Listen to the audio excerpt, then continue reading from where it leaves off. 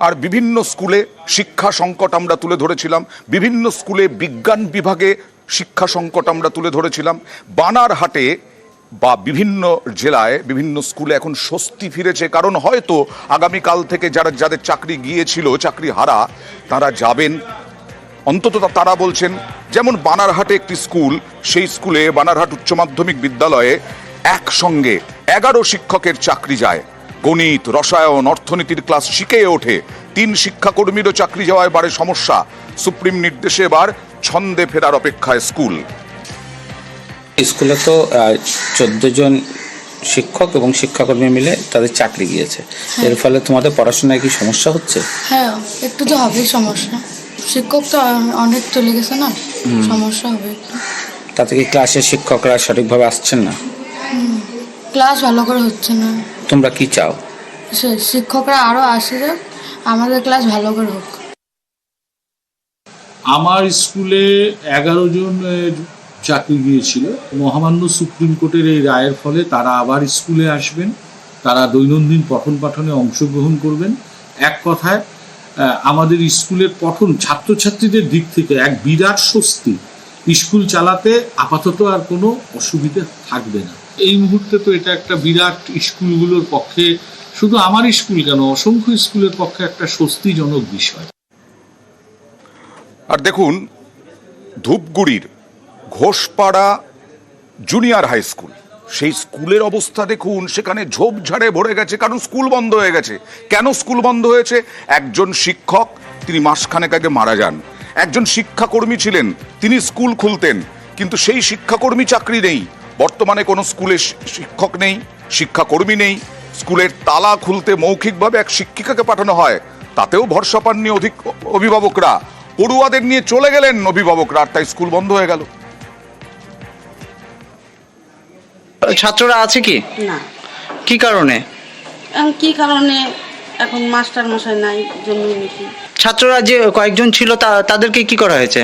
Guardian বললো আমার তো ছেলে মেয়ের ভালো মন্দ আছে, পরীক্ষাটা দিতে হবে, সেই জন্য কি অন্য স্কুলে নিয়ে গেছে? স্কুলে নিয়ে নিছে। এই স্কুলে কি তাহলে একটাও ছাত্র নাই এখনো? একজন আছে, একজনের তো আসেই না। তাহলে কি বন্ধই বলা চলে স্কুল? কি বলবো, মাস্টার মশাইও নেই? মাস্টার মশাই নাই। এবার এখানে মিড ডে মিলও তো হচ্ছে না, তাহলে হচ্ছে না। সমস্যা হচ্ছে যে ছোট ছোট বাচ্চাদের ভবিষ্যতে খারাপ হচ্ছে। আমরা চাই স্কুলটা যেন আবার খুলে, তাহলে আশা করি ভবিষ্যতে বাচ্চাদের খুব ভালো হবে। যে ছাত্ররা এখানে পড়াশোনা করতে, তারা এখন কোথায় গিয়েছে? তাহলে কি অন্য স্কুল? তারা অন্য স্কুলে এখন পড়াশোনা করছে।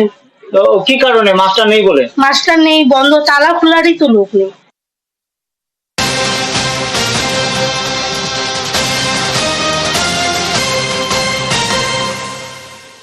অশান্ত শামশেরগঞ্জ, ধুলিয়ান, আর তারপরে ছন্দে ফেরার পরে পরেই আইসি বদল, পুলিশ কর্তা বদল।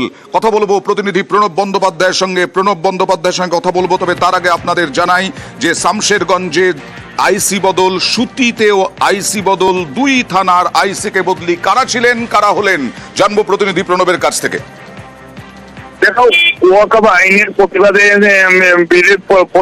তোমাদের অগ্নিগর্ভ পরিস্থিতি হয়ে উঠেছিল শামশেরগঞ্জ এবং সুতি, এবং সেই ঘটনাতে পুলিশের ভূমিকা নিয়ে প্রশ্ন উঠেছিল। এবং শামশেরগঞ্জের ওসি ছিলেন তোমার শিবশঙ্কর প্রসাদ, তাকে সরিয়ে দিয়ে এলেন সুব্রত ঘোষ। এই সুব্রত ঘোষ কিন্তু দীর্ঘদিন ধরে দায়িত্ব ছিলেন শামশেরগঞ্জের ওসি পদে, কিন্তু দীর্ঘদিন দায়িত্ব ছিলেন। এবং সুতি থানাতে ওসি ছিলেন বিজন রায়, তাকে সরিয়ে দিয়ে নতুন দায়িত্বে এলেন সুপ্রিয় রঞ্জন মাঝি। এই সুপ্রিয় রঞ্জন মাঝি এবং সুব্রত ঘোষ দুজনেই কিন্তু মুর্শিদাবাদ জেলাতে বিভিন্ন থানার দায়িত্বে কিন্তু ছিলেন, এবং তাদের উপরে কিন্তু দায়িত্ব দেওয়া হলো, এবং তাড়াতাড়ি করে যে জয়েন করার জন্য পুলিশের এই থেকে নির্দেশ দেওয়া হয়েছে। ওকে,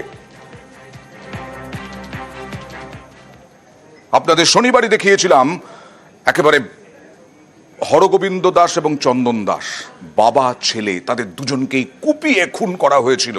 সেই খুনের ঘটনার তদন্তে সিট গঠন হয়েছে। এই অশান্তির তদন্তেই আজকে সিটের তদন্তকারীরা তারা গেলেন ওই 2 নিহতের বাড়িতে। এছাড়াও মুর্শিদাবাদের ক্ষতিগ্রস্ত এলাকা পরিদর্শনে সিটের আধিকারিকরা ক্ষতিগ্রস্ত পরিবারগুলির সঙ্গে কথা তদন্তকারীদের। হরগোবিন্দ দাস এবং চন্দন দাস একদল দুষ্কৃতীর হামলায় নিহত হন। সেই কেসে ইতিমধ্যেই আমরা দুজনকে অ্যারেস্ট করেছিলাম দু একদিন আগে, কালু নাদাব এবং দিলদার নাদাব। অভিযান চালিয়ে আরও একজনকে আমরা গ্রেফতার করেছি। রাজ্য পুলিশের এসটিএফ তাকে গ্রেফতার করেছে সুতি থানা এলাকা থেকে, যার নাম ইনজামুল হক এবং বাড়ি জাফরাবাদে, যেখানে খুনটি হয়েছিল তার সংলগ্ন এলাকা শুলিপাড়া। প্রত্যক্ষভাবে ঘটনায় এই হত্যাকাণ্ডের নেতৃত্ব দিয়েছিল তার অন্যতম হচ্ছে এই ইনজামুল। যাতে তথ্য প্রমাণ পুলিশের হাতে না থাকে, যাতে সিসিটিভি ফুটেজ না পাওয়া যায়, তাই জন্য এলাকার এবং বাড়ির সংলগ্ন যেখানে যা সিসিটিভি ছিল তার বিদ্যুৎ সংযোগ বিচ্ছিন্ন করা এবং সেটাকে ড্যামেজ করার চেষ্টায় নেতৃত্ব দিয়েছিল এই ইনজামুল। এই ইনজামুলকে আমরা গ্রেফতার করেছি। একাধিক প্রশ্ন, কি করে অর্থ হয়ে উঠলো, কি করে হামলা হলো, কি করে ভাঙচুর হলো, লুটপাট হলো মুর্শিদাবাদে, শামশেরগঞ্জ, ধুলিয়ানে। প্রশ্ন উঠছে তৃণমূলেরই একাধিক বিধায়ক সাংসদের বাড়ি ওই এলাকাতেই, কয়েকশো মিটারের মধ্যে। তারা কি নিচুতলার কর্মীদের থেকে কোনো খবর পেলেন না? তাদের সঙ্গে কি তৃণমূল কর্মীদের কোনো যোগাযোগ নেই? একবারে কমিউনিকেশনের অভাব। প্রশ্ন।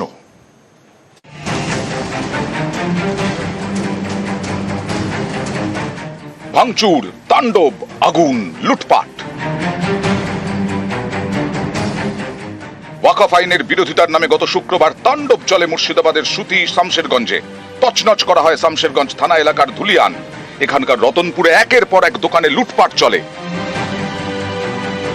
এই ধুলিয়ানেই তৃণমূলের একাধিক বিধায়ক এবং সাংসদের বাড়ি।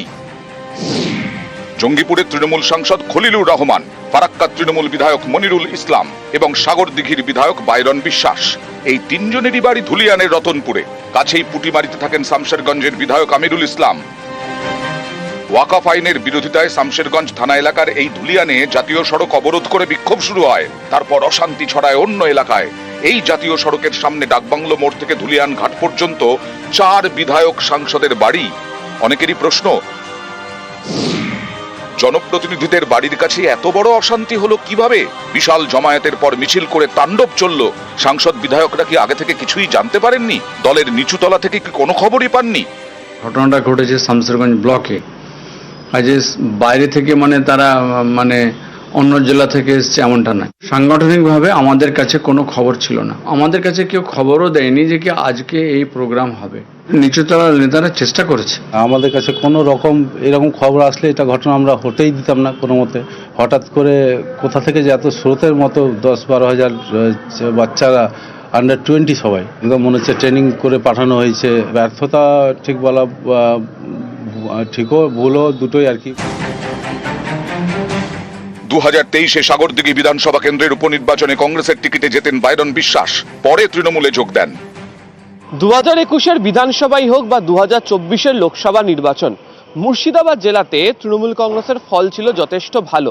তবে অনেকেই মনে করছেন বর্তমান অবস্থাতে দাঁড়িয়ে কোথাও কি গিয়ে যারা নেতারা রয়েছেন তার সঙ্গে যে সমস্ত কর্মীরা থাকেন, বিশেষ করে যারা নিচুতলার ব্লক বা টাউনের ক্ষেত্রে কাজ করেন, ফল ভালো হওয়ার কারণে তাদের কি কোথাও অতিরিক্ত আত্মবিশ্বাস জন্মে গিয়েছিল, যে কারণে আসলে নিজের এলাকাতে বা তারা যে ব্লকে বা টাউনে থাকেন সেখানে ঠিক কী হতে চলেছে সেখান থেকে দূরে সরে যাচ্ছেন।